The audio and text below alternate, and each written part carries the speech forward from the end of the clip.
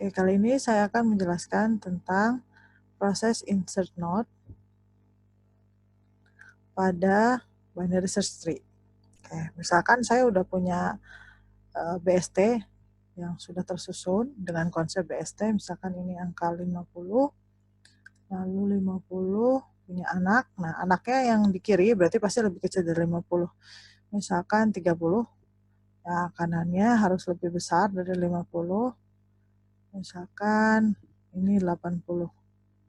Terus kita bikin anak lagi dari 30, maka dia harus lebih kecil dari 30, misalkan 20. Terus ini anak kanan dari 30, maka dia harus lebih besar dari 30, tapi tidak lebih besar dari 50. Karena kan di kiri 50 harus semuanya yang lebih kecil dari 50. Jadi di sini misalkan 40. Oke, terus 80 juga punya anak, misalkan berarti harus lebih besar 80, misalnya 100. Yang ini punya anak dari 80, dia harus lebih kecil dari 80, tapi harus lebih besar dari 50, karena dia ada di kanan dari 50. Berarti misalkan 70. 100 punya anak lagi, misalkan 200. Nah, misalkan kayak gini gambar tree-nya ya. Oke, ini root-nya 50. Sekarang saya akan melakukan proses insert node, prosedur, insert node. Nah, insert node ini pasti butuh root, yaitu si tree-nya. Misalkan T adalah tree. Kemudian kita punya pointer, ini in, out. Pointernya P itu dia ada R node yang akan kita insert. Misalkan saya pengen menginsertkan angka biar gampang ditelusurinya teman-teman. Misalkan saya pengennya anaknya itu nanti di sini diinsertnya. Berarti misalkan angkanya adalah 90 ya. Oke, jadi bayangin kita akan punya sebuah node 90 dipegang oleh pointer P. Nah, ini dia masih belum terinsert. Nah, harusnya kalau berdasarkan konsep dari binary, kok BTS nih? Salah. Binary search tree. BST. Nah, kalau kita mau masukin si 90, maka pertama kali kan kita cek dulu rootnya, 90 itu di kiri atau di kanan? Di kanan kan ya. Lalu ada 80, 90 itu di kiri apa di kanan? Di kanan, di sini. Nah, 90 di kiri apa di kanan dari 100? Di kiri. Nah, harusnya nanti itu diinsertnya ke sini. Jadi, dia akan menjadi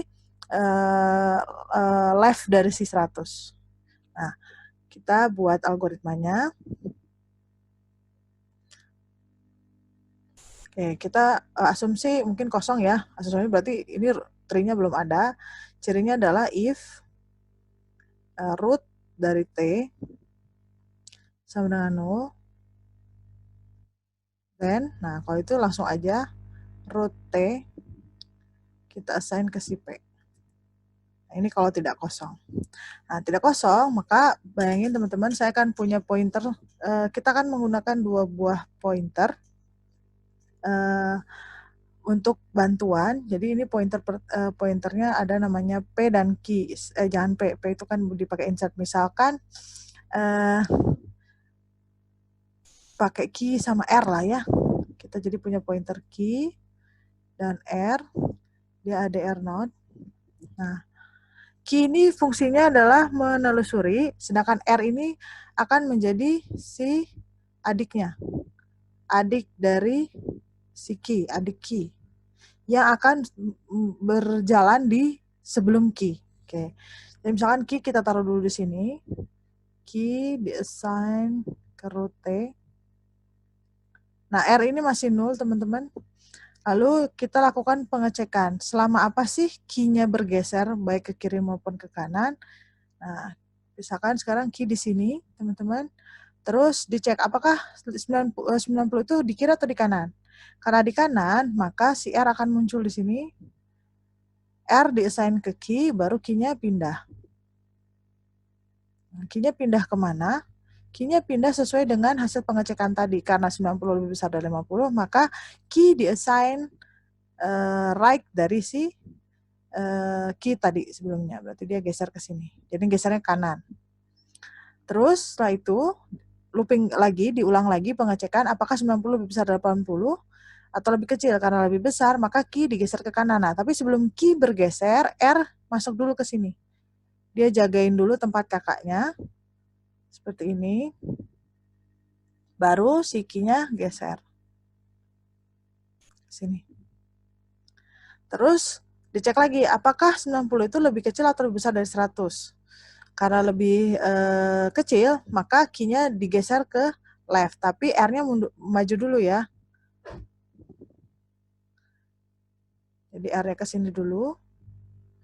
Baru si key-nya diassign ke left. Karena left dari 100 itu 0, teman-teman, maka key saat ini adalah 0. Disitulah berhentinya si looping. Jadi selama key-nya belum 0, maka artinya kita belum menemukan tempat untuk elemen yang baru. Nah, setelah key-nya 0, maka kita tinggal konekin aja nih. Left dari R ke sini, ke P. Gitu.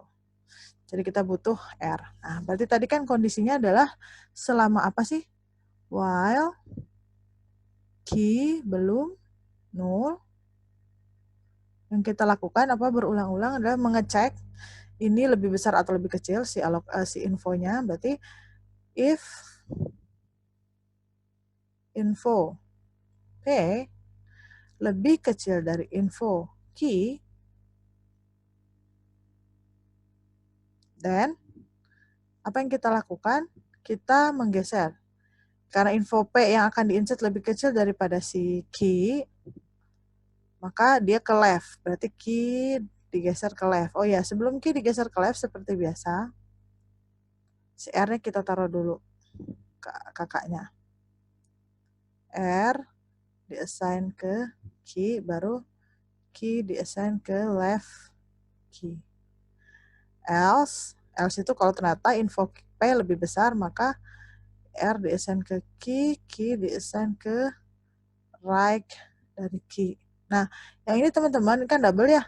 Teman-teman bisa taruh di atas ini nih. Nih, kondisi awalnya. Jadi R diassign dulu ke ke Q di atas ini. Ini kita ubah aja deh biar efektif.